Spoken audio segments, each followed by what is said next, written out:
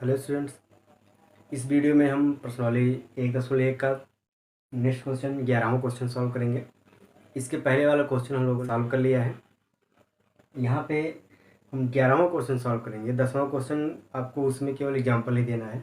तो आप जितने क्वेश्चन लगाए हैं उसमें से आप देख लेंगे जो आपका क्वेश्चन उस 10वें क्वेश्चन में एग्जाम्पल पर बन रहा है, उस क्वेश्चन को आप लिख लीजिएगा। तो उसको मैं नहीं सॉल्व करवा रहा हूँ क्योंकि बस उसमें एग्जाम्पल ही देना है, कौन सा स्वतुल्य है, सममित नहीं है या सममित संक्रामक स्वतुल्य, इस तरह से आपको एग्जाम्पल देना है। चलिए हम 11वां क्वेश्चन देखते हैं। इसमें आपका दिया गया है, सिद्ध कीजिए किसी समतल में स्थित सभी बिंदुओं के समुच्चय में। एक समतल है, उसमें बिंदु आपके स्थित हैं, उसमें संबंध क्या दिया है कि R = PQ एक ऐसा युग्म है जो ये बता रहा है कि P की मूल बिंदु से दूरी और Q की मूल बिंदु से दूरी क्या है, समान है। मतलब कि आपका कोई कार्तीय तल है, उसमें एक मूल बिंदु है और उस तल पे कोई दो बिंदु स्थित हैं। इस प्रकार है कि इसकी P सी दूरी और इसकी Q सी दूरी क्या है, समान है। तो ये आपका संबंध है। ये दो बिंदु इस प्रकार हैं कि उनके मूल बिंदु से दूरी समान है। तो इस संबंध को आपको ये बताना है कि यह तुल्यता संबंध है। ठीक है, उसके बाद क्या सिद्ध करना है उसको बाद में पढ़ते हैं। पहले तो तुल्यता संबंध सिद्ध करना है। तुल्यता के बारे में आप जानते हैं कि हमें तुल्यता के लिए स्वतुल्य, सममित और संक्रामक सिद्ध करना है। ठीक, तो सबसे पहले हम देखते हैं तुल्यता के लिए। अब आप देखेंगे, यदि हम संबंध को पहले लिख लें, पी क्यू सदैव पी और क्यू की मूल बिंदु से दूरी क्या है, समान है। मूल बिंदु से दूरी समान है, ये आपका संबंध है।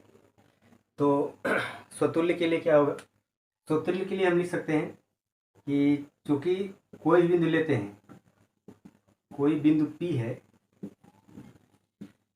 कोई बिंदु P की मूल बिंदु से दूरी स्वयं से मूल बिंदु की दूरी क्या होगा, स्वयं से मूल बिंदु की दूरी के समान होगा। तुल्यता का स्वतुल्य का मतलब क्या है, स्वयं से संबंध बनता हो। जैसे हम बिंदु P ले तो P की ओर से दूरी और इसी बिंदु P की स्वयं से दूरी, मतलब इस बिंदु P की स्वयं मूल बिंदु से दूरी और OP की दूरी आपकी क्या होगी, स्वयं के साथ वही संबंध बनेगा। जैसे इसकी दूरी 5 सेंटीमीटर है तो फिर P की ही स्वयं से दूरी, इसकी दूरी देखो 5 और 5 बराबर ही होंगे, तो स्वयं के साथ बराबर का संबंध बनता है। इसलिए आप यहाँ पे लिख सकते हैं प्रत्येक अवयव के लिए P बिलोंग्स टू R है, अतः यह स्वतुल्य संबंध है। कैसा संबंध है, स्वतुल्य है। क्लियर, स्वतुल्य का मतलब स्वयं के साथ संबंध। जैसे दो बिंदु हैं, उनके बीच की मूल बिंदु से दूरी समान है, तो कोई एक बिंदु लिया जाए, इस बिंदु की मूल बिंदु से दूरी 5 सेंटीमीटर है, तो यही 5 सेंटीमीटर क्या स्वयं 5 सेंटीमीटर के बराबर नहीं होगा, बराबर होगा ही, तो यहाँ पे यह स्वतुल्य संबंध हो जाएगा। अब सममित में देखो, पहला आपको हो गया, दूसरा सममित कैसे सिद्ध करेंगे। अब दो बिंदु हम लेते हैं, मान लेते हैं, माना P की मूल बिंदु से दूरी Q के मूल बिंदु की दूरी के समान है। इसका मतलब यदि बिंदु P के मूल बिंदु से दूरी और Q की मूल बिंदु की दूरी समान है, तो क्या Q की मूल बिंदु से दूरी P के मूल बिंदु की दूरी के समान होगा कि नहीं, मूल बिंदु की दूरी के समान होगा ही।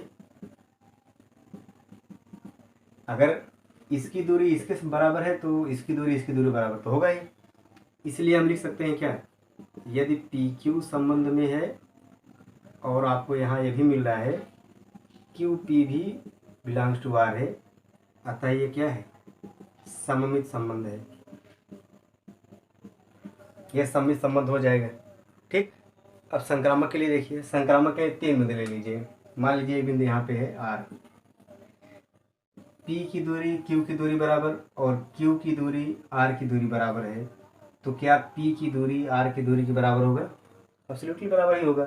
तो यहाँ पे आप लिख सकते हैं कि 3 बिंदु के लिए हमने माना P और Q की मूल बिंदु से दूरी समान है,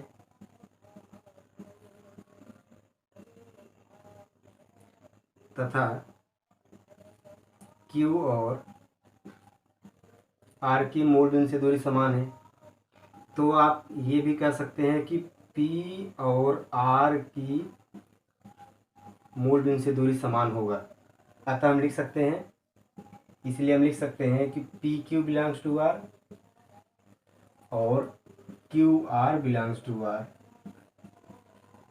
से हमें P R belongs to R मिलेगा कि नहीं मिलेगा। अतः आप लिख सकते हैं यह एक संक्रामक संबंध भी है, संक्रामक संबंध है। अब कोई संबंध यदि स्वतुल्य, सममित, संक्रामक तीनों है तो आप लिख सकते हैं कि यह संबंध एक तुल्यता संबंध है। कैसा संबंध है? तुल्यता संबंध है। क्लियर? अब देखो इसमें आगे क्वेश्चन क्या कर रहा है, पुनः सिद्ध कीजिए कि बिंदु P यदि 0 0 नहीं है, अर्थात ये जो बिंदु P है ये मूल बिंदु पर नहीं है, तो इससे संबंधित सभी बिंदुओं का समुच्चय P से जाने वाले ऐसे वृत्त को निरूपित करता है जिसका केंद्र मूल बिंदु पर है। तो आप देखो, यदि सभी बिंदुओं, जितने बिंदु हम यहाँ पे लेंगे, सभी बिंदुओं की मूल बिंदु से ही दूरी, यहाँ पर कोई बिंदु ले ले, इसकी मूल बिंदु से दूरी और इस बिंदु की मूल बिंदु से दूरी, सबकी मूल बिंदु से दूरी समान हो रहा है, तो इन सभी बिंदुओं को मिलाने वाला जो एक वक्र बनेगा वो कैसा होगा? एक वृत्त होगा। अब वृत्त में आप जानते हैं कि यदि वृत्त का किसी निश्चित बिंदु से दूरी, उसके परिधि की दूरी क्या होती है? समान होती है, तो उस बिंदु को क्या कहा जाता है? उस बिंदु को उस वृत्त का केंद्र कहते हैं। क्लियर? यही बात आप इसके आंसर के लिए यहाँ पे लिख लेंगे। चूँकि सभी बिंदुओं की मूल बिंदु से दूरी समान है, इसलिए सभी बिंदुओं को मिलाने वाला वक्र एक वृत्त होगा, और वृत्त का एक निश्चित बिंदु से उसके परिधि के बीच की दूरी समान होती है, तो वह त्रिज्या होता है, और वह निश्चित बिंदु क्या होता है? वृत्त का केंद्र होता है। यही आपको सिद्ध करना है, तो आप लिख देंगे अतः केंद्र जो है उसके मूल बिंदु पर ही स्थित होगा। क्लियर? 12वां क्वेश्चन देखते हैं। आपका दिया गया है कि सिद्ध कीजिए कि समस्त त्रिभुजों के समुच्चय में, त्रिभुज का समुच्चय है उसमें संबंध है T1 T2 such that T1 T2 के समरूप है। मतलब दो त्रिभुज है, वो दो एक दूसरे के हैं समरूप है, समरूपता का संबंध इसमें दिया गया है। तो इसमें सिद्ध करना है कि तुल्यता संबंध है। चलिए पहले तुल्यता सिद्ध किया जाए। आप देखो कि कोई भी त्रिभुज, चूंकि कोई भी त्रिभुज होगा स्वयं के समरूप तो होगा ही, स्वयं के समरूप होता है। आप जानते हैं जैसे कोई त्रिभुज हम बनाए तो क्या ये त्रिभुज स्वयं के समरूप दिखेगा कि नहीं दिखेगा? स्वयं के समरूप तो होगा ही। तो इसको हम क्या कह सकते हैं? जब कोई भी त्रिभुज लिया जाए स्वयं के समरूप होगा, इसलिए हम कह सकते हैं कि प्रत्येक अवयव के लिए T1 लिख लो, केवल T1 बिलोंग्स टू R, इसलिए यह स्वतुल्य है। इसलिए यह संबंध कैसा है? स्वतुल्य संबंध है। तो स्वतुल्य बात आपको समझ आई, क्योंकि कोई भी त्रिभुज होगा वो स्वयं के समरूप तो होगा ही, तो वह स्वतुल्य संबंध हो जाएगा। आप सममित के लिए देखिए, आपका ये पहला हो गया। दूसरा, यदि आप ये कहें कि एक त्रिभुज है T1 यदि T2 के समरूप है, T2 के समरूप है, आप ऐसा लिखेंगे कि माना T1 T2 के समरूप है, तो क्या T2 T1 के समरूप होगा कि नहीं? वो भी समरूप होगा, T1 T2 के समरूप होगा, समरूप होगा। आप ये जानते हैं कि जैसे दो त्रिभुज हम दिखाएं, एक त्रिभुज आपका ये T1 मान लीजिए है और दूसरा त्रिभुज T2। अगर हम कहें कि ये त्रिभुज इसके समरूप है, तो क्या ये त्रिभुज इसके समरूप नहीं होगा? उसके समरूप होगा ही। तो आप ये दिखा सकते हैं कि T1 T2 के समरूप है और T2 T1 के समरूप है, तो इसका मतलब हम ये लिख सकते हैं कि T1 T2 belongs to R से हमें T2 T1 belongs to R प्राप्त होता है। इसलिए यह संबंध कैसा है? सममित संबंध है, इसलिए यह सममित संबंध है। क्लियर? संक्रामक के लिए तीन त्रिभुज हम लेते हैं, तो यहाँ पे हम रखे तीसरा है। तीन त्रिभुज मतलब एक T3 बना दे, आपका ये T3 हो गया। तो आप यहाँ पे कह सकते हैं कि मान लीजिए T1 T2 के समरूप और T2 T3 के समरूप है। आप यहाँ देखो, हम ऐसा कहें कि ये त्रिभुज जो है इसके समरूप है और ये त्रिभुज इसके समरूप है, तो क्या है? आप ये कह सकते हैं कि ये त्रिभुज इसका समरूप होगा, समरूप होगा ही। तो हम लिख सकते हैं, इसलिए आप ये कह सकते हैं कि T1 जो है T3 के समरूप होगा। अतः हम ये भी दिखा सकते हैं कि T1 T2 belongs to R और T2 T3 belongs to R से हमें T1 T3 belongs to are प्राप्त होता है। अतः यह कैसा संबंध है? यह संक्रामक संबंध है। संक्रामक है। अच्छा, अगर कोई त्रिभुज आपका संक्रामक है तो उस त्रिभुज को आप लिख सकते हैं कि यह एक तुल्यता संबंध है। अतः यहाँ पे लिख देंगे, अतः यह संबंध एक तुल्यता संबंध है। क्लियर? अब देखिए प्रश्न में कुछ और कह रहा है। इसमें दिया है कि 3 4 5 भुजा वाले समकोण त्रिभुज, 5 12 13 समकोण त्रिभुज भुजा वाले त्रिभुज और 6 8 10 भुजा वाले समकोण त्रिभुज। 3 त्रिभुज हैं। एक की भुजा 3 4 5 है, दूसरे की है 5 12 13 है, तीसरा है 6 8 10 है। ये 3 समकोण त्रिभुज है। इसमें आपको बताना है कि कौन सा समकोण त्रिभुज परस्पर संबंधित है, अर्थात जो संबंध यहाँ समरूपता का है उससे संबंधित है। तो आप समरूपता के बारे में जानते हैं कि त्रिभुज हमारे समरूप कब होते हैं? 2 कंडीशन होते हैं, या तो तीनों कोण बराबर हों, तीनों के कोण क्या हो? बराबर हों, या तीनों भुजाएं क्या हों? समानुपाती हों। तीनों भुजाएं क्या हों? समानुपाती। तो यहाँ देख लो, जिस भुजा दिया है तो अनुपात ज्ञात कर लो। आप देखेंगे तो इसका अनुपात बराबर होगा 3/6, 4/8 और 5/10 याद करेंगे, तीनों का अनुपात 1/2 मिलेगा। जो कि लिख दीजिए, इस त्रिभुज और इस त्रिभुज की भुजाएं समानुपाती हैं, इसलिए ये दोनों त्रिभुज परस्पर क्या है? संबंधित है, अर्थात समरूप है। क्लियर? 13वां क्वेश्चन देखते हैं। इसमें आपको दिया गया है कि सिद्ध कीजिए कि समस्त बहुभुज के समुच्चय में, एक समुच्चय है जिसमें सब बहुभुज दिए गए हैं। बहुभुज मतलब त्रिभुज, चतुर्भुज, पंचभुज, खष्टभुज, ऐसे बहुत सी भुजाओं वाली आकृतियां दी गई हैं, उसका समुच्चय है। उसमें एक संबंध है यार P1 P2। ये क्रमित योग इस प्रकार है कि P1 तथा P2 की भुजाओं की संख्या क्या है? समान है। मतलब समान भुजा वाले बहुभुजों का यहाँ पे संबंध दिया गया है। इसको सिद्ध करना है कि तुल्यता संबंध है। तो तुल्यता में जब आप समानता पा जाए या बराबर पा जाए तो समझ जाए कि बराबर है तो तुल्यता संबंध है। वो चाहे संख्या में हो, चाहे भुजा में हो, त्रिभुज चतुर्भुज कुछ भी हो, तो ये आपका तुल्यता संबंध होता है। तो इसमें हम रखेंगे, आप मान लीजिए, इसमें मानना क्या है? तो आप जानते हैं कि चूंकि कोई भी बहुभुज लिया जाए, कोई भी बहुभुज होगा, कोई बहुभुज P है या P1 ले लीजिए, का स्वयं की भुजाओं की संख्या, P1 का स्वयं के साथ स्वयं की भुजाओं की संख्या क्या होगी? समान ही होगी, संख्या समान होगी। मतलब कि P1 में जो भुजा की संख्या है, मान लीजिए P1 में चतुर्भुज 4 भुजाएं हैं, तो क्या P1 का स्वयं के साथ भुजाओं की संख्या समान होगा? उसमें भी 4 है, तो स्वयं के साथ लेंगे तो उसमें भी 4 होगा, तो ये आपका बराबर होगा। इसलिए हम कह सकते हैं कि P1 he belongs to R होगा। अतः यह स्वतुल्य संबंध है। कैसा संबंध है? स्वतुल्य संबंध आपका रहेगा ये। अब सममित के लिए देखिए, सममित में हम मान लेते हैं, माना 2 बहुभुज लेते हैं, P1 और P2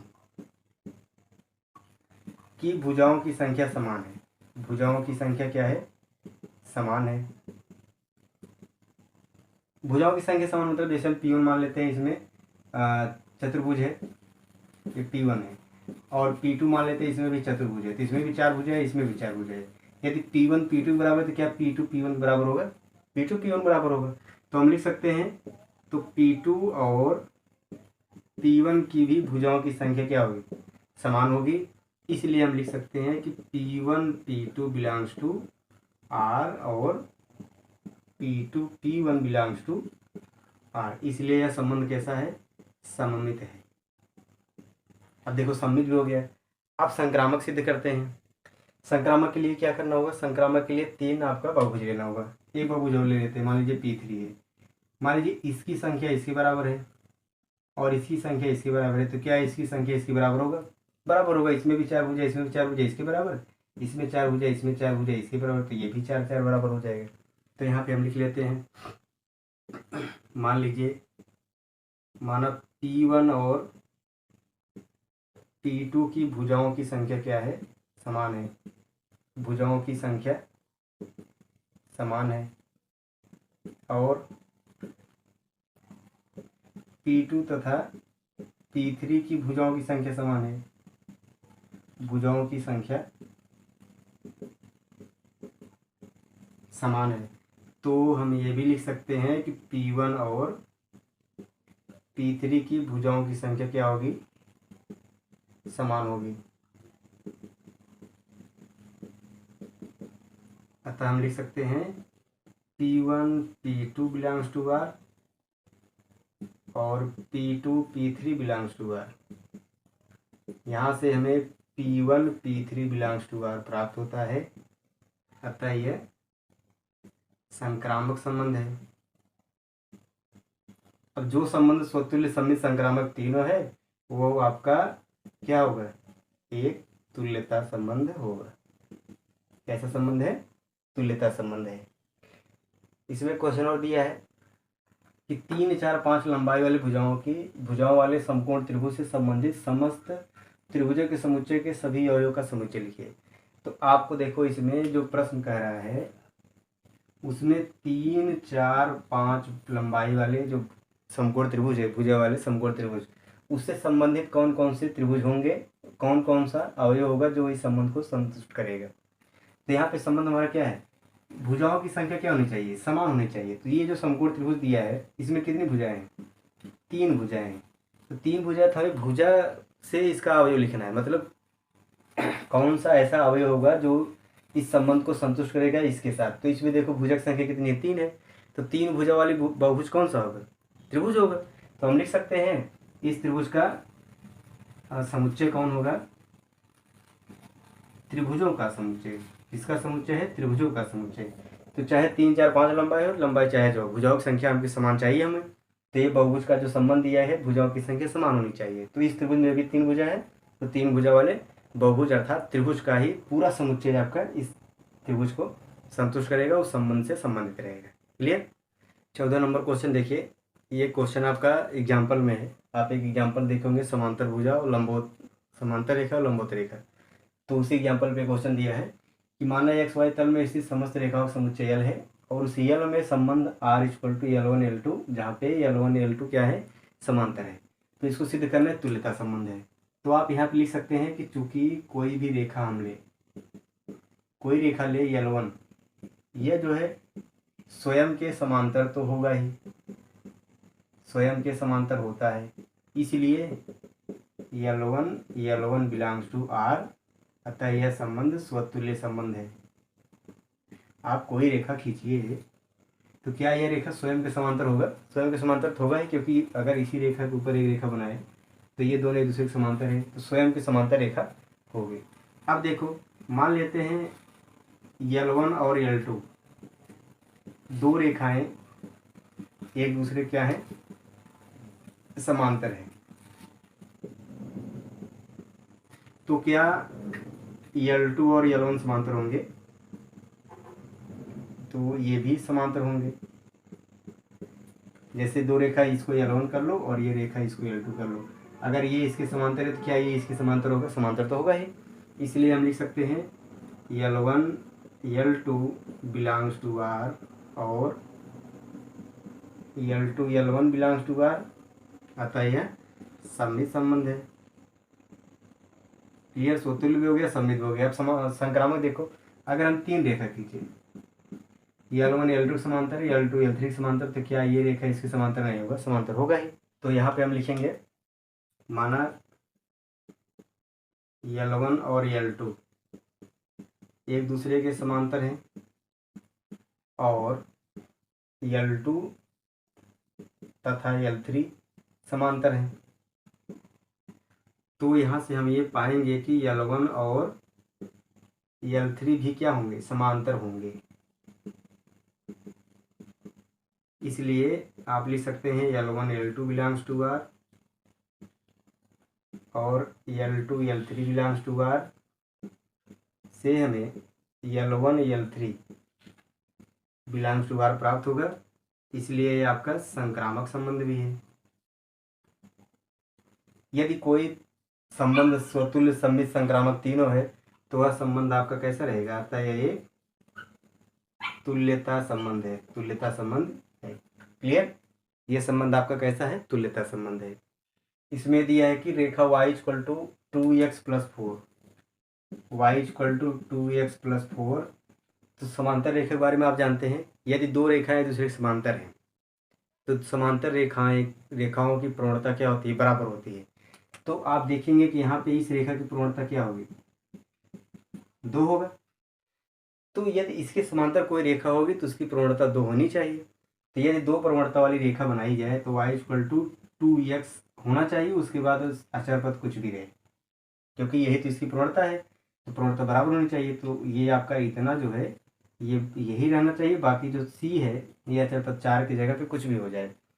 तो यही रेखा क्या होगी, इसको समीकरण 1 कर लो। तो समीकरण 1 या रेखा 1 के समांतर जो रेखा होगी, समांतर रेखा का समीकरण क्या होगा, y = 2x + c। यही आपका समुच्चय है जो इस रेखा के समांतर होगा। तो c का मान जितना भी आप बदलते जाएंगे उतनी रेखाएं आपकी मिलती जाएंगी, 1 2 -1 2 अनंत तक रखिए तो अनंत समांतर रेखाएं प्राप्त होंगी। और किसके समांतर होगा, y = 2x + 4, क्योंकि समांतर रेखा की पूर्णता क्या होती है, समान होती है। ठीक, लास्ट हम लोग 15वां और 16वां क्वेश्चन देखते हैं, जो कि आपका बहुविकल्पी क्वेश्चन है। इसमें दिए गए समुच्चय 1 2 3 4 में संबंध r = 1 2 2 2 1 1 4 4 ये आपका संबंध दिया गया है। इस संबंध में बताना है कि यह स्वतुल्य सममित संक्रामक क्या है। ठीक, तो चलिए हम संबंध को सीधा देखते हैं। इसमें आप देखो, स्वतुल्य के लिए प्रत्येक अवयव का स्वयं के साथ संबंध बनना चाहिए। तो 1 1 2 2 4 4 3 3 चारों का जो है स्वयं के साथ संबंध है, तो यह स्वतुल्य है। अब स्वतुल्य देखो किसमें किसमें है, इसमें है और इसमें है। तो ये दो बात आपका सही लग रहा है। तुल्यता में भी संबंध है, स्वतुल्य में। अब सममित के लिए देखो उल्टा का संबंध है, अगर 1 2 है तो क्या 2 1 है, इसमें नहीं है। 1 2 है तो 2 1 नहीं है, तो यह सममित नहीं है। तो समझ लो कि सममित नहीं है, स्वतुल्य है। अच्छा, संक्रामक खोजिए। अगर 1 2 है 2 2 है तो इसका 1 2 मिलना चाहिए, यहाँ पे है। और 1 3 है 3 2 है तो यहाँ से 1 2 मिलना चाहिए, यहाँ पे है। और 3 2 और 2 2 है तो 3 2 मिलना चाहिए भी। तो ये संक्रामक भी है, स्वतुल्य भी है, लेकिन सममित नहीं है। तो इसका ये दूसरा वाला ऑप्शन क्या होगा, सही रहेगा। क्लियर। अब तीसरा देखो, 16वां क्वेश्चन। इसमें समुच्चय प्राकृतिक संख्या का है, संबंध AB = such that A = B - 2, जहाँ पे B का मान 6 से बड़ा रहना चाहिए। तो इसमें देखो B का मान 6 से बड़ा है, ये तो 6 से छोटा है, इसको छोड़ दीजिए। ये 6 से बड़ा, ये 6 से बड़ा, ये 6 से बड़ा है। अब इन तीनों में ऐसा आप अवयव खोजिए जो इस संबंध को संतुष्ट करे। A = B - 2, तो B - 2 इसमें से 2 घटाएंगे, ये आ जाएगा। हाँ, तो ये आपका संबंध होगा अवयव जो संबंध को संतुष्ट कर रहा है। तो इसमें आपका तीसरा ऑप्शन हो जाएगा। क्लियर। तो इस प्रकार से आपका ये संबंध पर संबंधित जो प्रश्नावली था पूरा का पूरा सॉल्व हो चुका है। तो आप इसको दोहरा लेंगे बढ़िया से, और जहाँ पे न समझ में आए वीडियो को फिर से आप रीओपन करके देख लीजिए, आप आसानी से क्वेश्चन को समझ लीजिए, क्योंकि बड़ा ही इम्पोर्टेंट चैप्टर आपका है।